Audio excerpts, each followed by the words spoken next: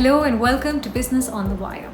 In a hastily written document, the industry department on Saturday notified changes in its FDI or foreign direct investment. One of the key lines that took everyone a little bit by surprise was the fact that the note said the policy mandated government clearance for all FDI inflows from countries with whom it shares land borders. Important because these restrictions already exist for countries like Pakistan and Bangladesh and seem to be a direct reference to India's other neighbor, China. What could be the immediate trigger for that kind of a reaction? Because it has sent much of the Indian industry and the Indian startup ecosystem aflutter. There have been concerns that Chinese investment firms, the Chinese government, via some of their investment funds, are looking at making creeping acquisitions into companies and businesses that are perhaps at a more vulnerable point in their own businesses and are, of course, trading at far lower prices than one would have seen pre-COVID. The most immediate trigger from India's point of view seems to be the disclosure that in HDFC, one of India's marquee financial institutions, the People's Bank of China had, over a period of a few months, increased its stake to just over 1%. Some key concerns do rise with that note, though. For one, it seems to be a blanket ban on all and any kind of investment. It is also not nuancing between what could be strategic assets which India may rightfully want to firewall versus investment into many other arenas such as greenfield projects where you do need, a big bump in terms of startup capital and of course the entire startup universe. Just to run you through some of the names, the impact on the startup universe could be quite strong. At least 18 of the 23 Indian unicorns, as they are called, do have large amounts of Chinese investment, whether it's Paytm, Snapdeal, Oyo, all of them have investors such as Alibaba, Tencent, and Financial, etc. There is also the question of the size of the investor we're talking about. As of December, China had invested into India over $8 billion. Of course, there is a fair amount of money that comes into the stock market as well via the FII route. And this in an environment where money from countries like the US and UK might likely begin to dry up over the next few months. The Chinese government has reacted negatively to this note, saying it's not in compliance with what the WTO mandates as rules of trade between nations. But is India justified in putting up these kind of walls with the Chinese investors? Should there be some more nuance that comes out of this entire dialogue? And how could industries and some of these companies be impacted if indeed these rules are here to stay? Joining me to talk about that is Santosh Pai, a man who's been watching this space very, very carefully for the last decade or more, to add his perspective on what the impact could be. Thank you for joining in and speaking with us, Santosh. I want to timeline events a little bit in terms of why this decision came through from the government of India and what really was the catalytic reaction that caused it.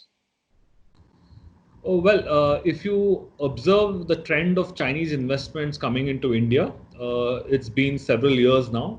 Every year there's a new industry or a new trend that emerges. And last year as well, there was a similar trend that emerged. A lot of financial organizations from China who had tried their luck in the lending business started exploring the Indian market.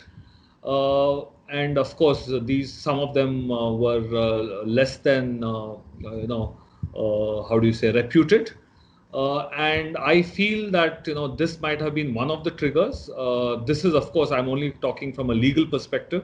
There could be political reasons, there could be security reasons. But from my personal knowledge, I can tell you that there was a huge flood of inquiries from last year onwards.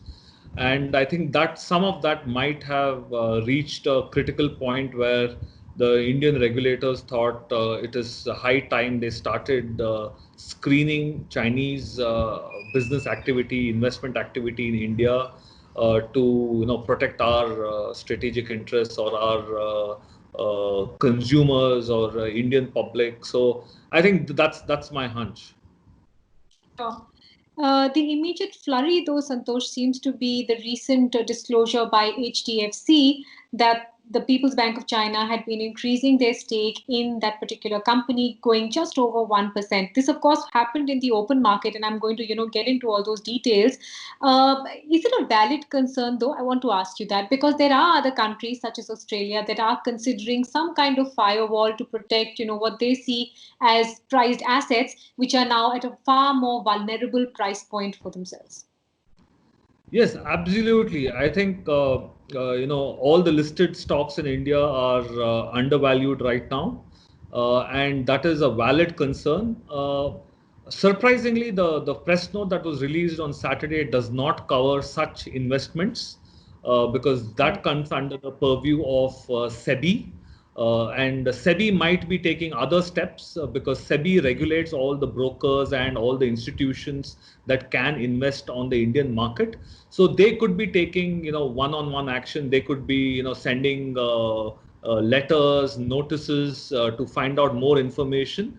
But the press note definitely does not cover such transaction. The press note is restricted to FDI, which essentially means foreign direct investment, which includes greenfield investments of setting up factories and such other businesses, and VC investments. So those are the types of activities that are covered by the press note. If India really wanted to prevent acquisitions of listed companies at undervalued stocks, we could have taken a very specific action to protect those type of companies, which I believe is what many other countries might have done. So yes, that is a valid concern, and I think that would have been a much more proportionate step to have taken. Mm. At first read as well, Santosh, it comes across as a very hastily written document where there is neither any, detail on what kind of projects or what kind of verticals they're looking at, nor whether there is a, how long the prospective nature is or the retrospective nature is. Any clarity on some of these key points? I mean, is there a retrospective nature to this? How long does it last? Is it a temporary decision? And is it basically addressing some particular industries, or is it, everyone falls into this mix? That's a very good question.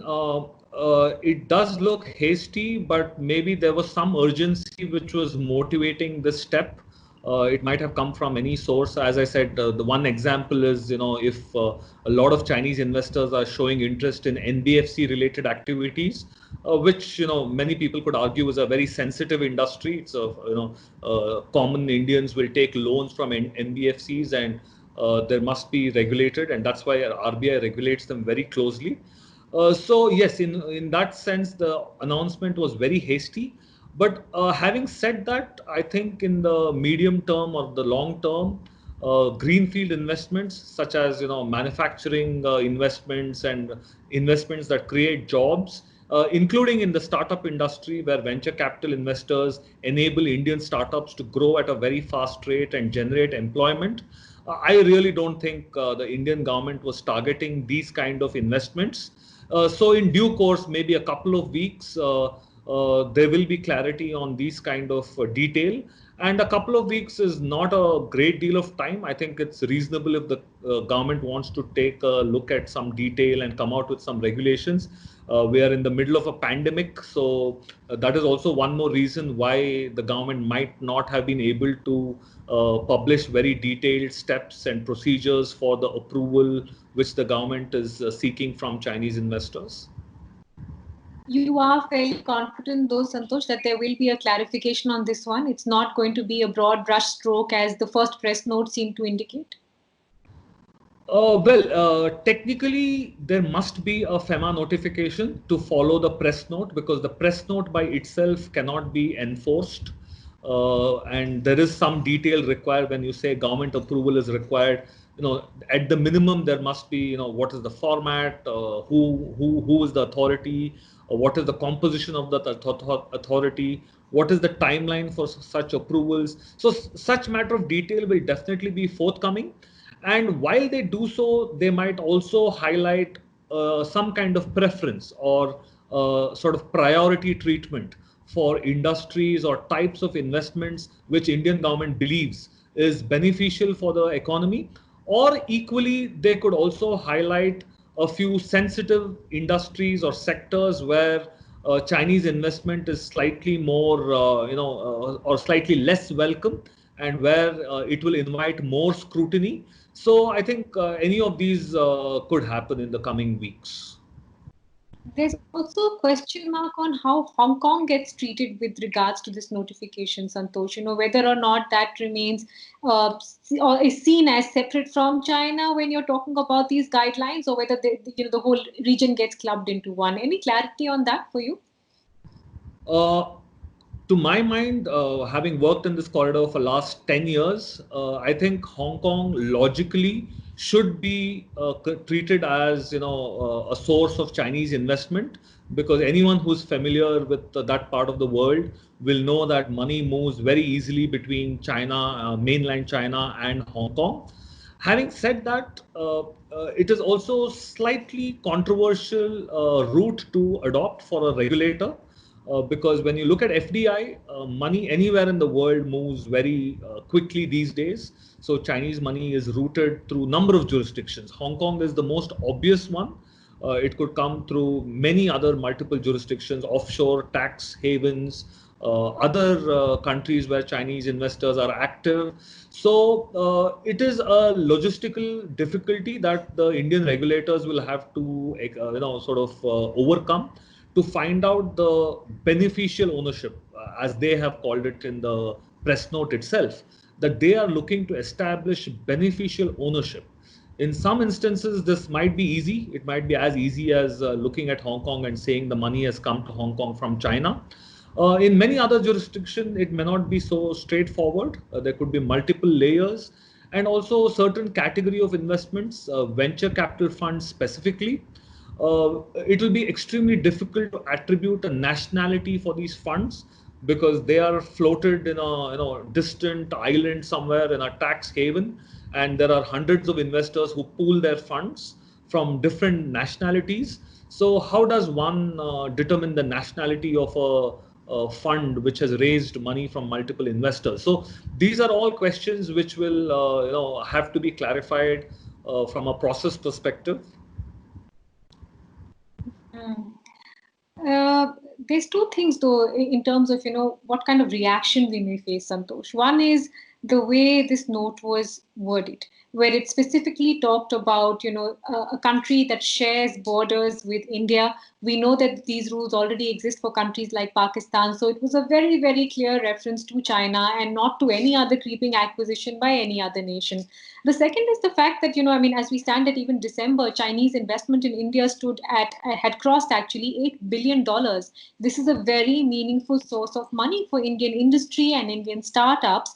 And China has reacted negatively to this note, saying it's not it's not on par with what the WTO recommends as processes of trade. How sharp a reaction do you think one might see if the Indian government decides to stay with things as is?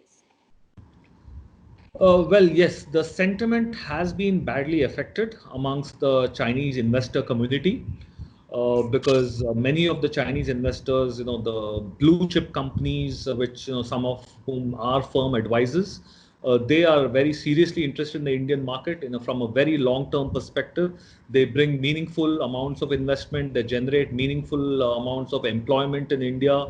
So they are deeply disappointed. Some of the venture capital funds which have been making multiple rounds of investment in Indian startups, follow-on investments with very deep pockets, they are also concerned, because they have demonstrated their commitment to the Indian market.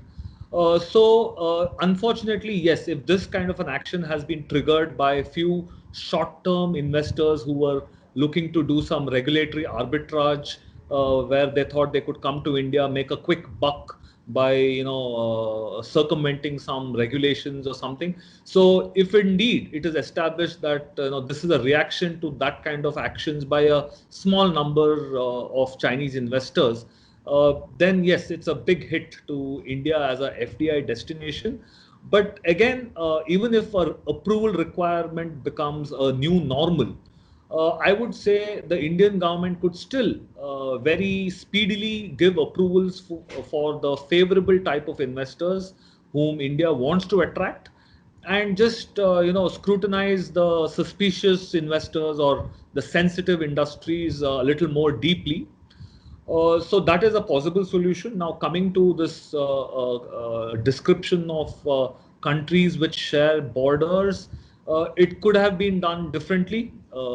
One standard way for countries all around the world to do it is just notify specific sectors and say all types of foreign investment in those sectors will be scrutinized or will require approval. That's a standard way.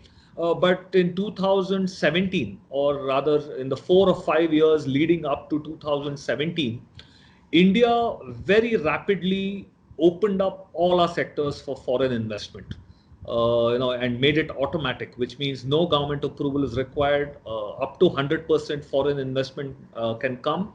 And at the end of that period in 2017, the Foreign Investment Promotion Board, which was the screening authority, which was responsible for giving FDI approvals, it was disbanded. So maybe in hindsight, at that time we should have saved some kind of an exception, saying we will still reserve the right to scrutinize some investments without mentioning which country as a source of investment. But anyway, that was done, and today, if the concern is about China, and the sentiment against China is pretty negative across the world due to various reasons. So maybe that's a political question. I mean, you can define it as you want, but yes, you are right. I think the intention was very clear that this step was to scrutinize investments coming from China. Some business dailies also report, Santosh, that the Swadeshi Jagran Manch, which is part of the RSS and is a key, ally of the ruling government, have said that it's time to look into economic issues, tighter scrutiny of investments from China. There have to be curbs on angel investments. Do you fear that, given the current context that you just pointed out, nationalism is going to start taking precedence over investment decisions because of the air and environment we have currently? Well, I'm not a political analyst or a commentator, but yes, there are waves of nationalism that come and go. We saw a similar wave actually in 2000, I think 16 or 17, when Doklam happened, which was the very high tension showdown between India and China at the border, where investor sentiment was impacted for the short term. But I don't see this as a predominant kind of factor. It is one of the factors, because in the long term, in the very long term, I think Chinese investments will continue to be welcome in India, because we need to increase the proportion of our GDP in the manufacturing sector. And China is absolutely one of the key sources of investment to do this. And we should look to invite the right kind of investment. Scrutiny is fine. I mean, I don't think anyone has a problem with scrutiny. You can always argue it could have been processed better, it could have been announced better. But at the end of the day, I think a little bit of scrutiny is required. We are a big country, we are a developing country. There are a lot of sectors in our country which are open to a lot of manipulation if we are not careful about it. So I think that is a reasonable expectation. If this stays as is, though, Santosh, what's your sense of who might be the hardest hit or impacted within the Indian ecosystem? Because at first glance, you think about the large startups, places like Paytm, Oyo, that have really been able to scale fast and hard because of investment that came in large part from China as well. Who do you see as the most vulnerable in terms of Indian industry if indeed these rules stay? Well, if these rules are here to stay, I definitely think the startup ecosystem will be badly affected. I think we are already seeing some reports of, estimated job losses, because these startups, they require large amounts of capital almost on a monthly basis or a quarterly basis. So that will definitely be one source of concern.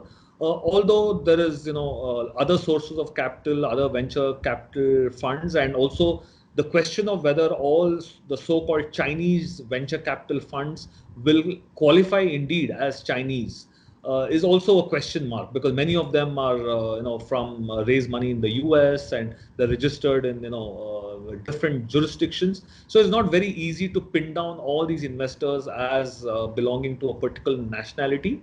So that's one immediate sort of area that will be impacted. And also Indian industry at large, in a lot of sectors where we don't have manufacturing expertise, but we have a lot of requirement, where either consumption is growing or the government itself is procuring and investing in infrastructure. We need the local manufacturing because it is better to allow Chinese companies to manufacture in India, because otherwise what we will do is we will keep widening the trade deficit with China. We already import more than $60 billion, 60 to $70 billion of goods from China every year, and we hardly export anything to China. So if we don't allow them to invest in India and manufacture, this trade deficit is going to become even more unsustainable. And yes, there is an argument that if Chinese companies don't invest in India, maybe the Koreans will come, maybe the Japanese will come. Yes, of course, that is possible. Maybe even some of them who exit China might come to India, but they were never prevented from coming to India in the first place. So I think it is better for India to develop a competitive landscape where all these companies come from different countries and come to India and build a very robust ecosystem and supply chain in many industries, which is, I think, solely lacking in India. So I think that is actually the real impact for Indian industry at various levels. My final question to you, Santosh. Of course, you've lined out many more elegant solutions, and one hopes that does come in from the government, particularly for things like greenfield projects. But do you expect this to actually be clubbed in for FII investment as well? Because that's traditionally seen as a far hotter, speedier, swifter way of investing into a market. For many companies, it's actually a stamp of approval to see a lot of FII interest in a listed entity. Do you think that the government and SEBI by extension is going to bring FII into this ambit as well? I maybe as a short-term measure, yes, maybe SEBI is concerned about large-scale, transactions that are happening in specific stocks. But in the long term, I would disagree, because a sign of activity, on the FII front is actually a badge of honor for any stock market in the world. So if we are allowing, FIIs from all over the world to come in and buy stocks, it's a sign of confidence. It's a sign of maturity, and I think that is the long-term direction that the Indian regulator should move towards. But these are all regulated entities. So as I said earlier, whether it is People's Bank of China or any other financial institution which makes purchases, they have to be regulated, and that regulatory sort of mechanism is already quite robust. It can be tightened if required. So I think in the current sort of atmosphere, maybe there will be a lull, maybe there will be a little more scrutiny. But in the long term, that will actually impede the valuation of our stock market. It will impede the reputation of our, India as a destination for foreign investors. So in the long term, I think both, whether you look at it as FDI or FII, we need to figure out a system that works for us from a regulatory perspective, from a national security perspective, and we just need to implement it fairly. We can't go around identifying nationalities and preventing money from flowing, because it's very easy for money to flow through multiple channels and come to India, and we will just, the regulators will have a really tough time to track down the source for every source of investment. So I think it is better to adopt a slightly more sustainable approach. All very valid points. Santosh, thank you very much for joining in. I hope the regulators are listening, and I'm hoping as well that in the next few weeks we see some more nuance to what has certainly caused a bit of nervousness in the system in terms of guidelines. Thank you very much for joining in today. Thank you, Mitali. Thank you.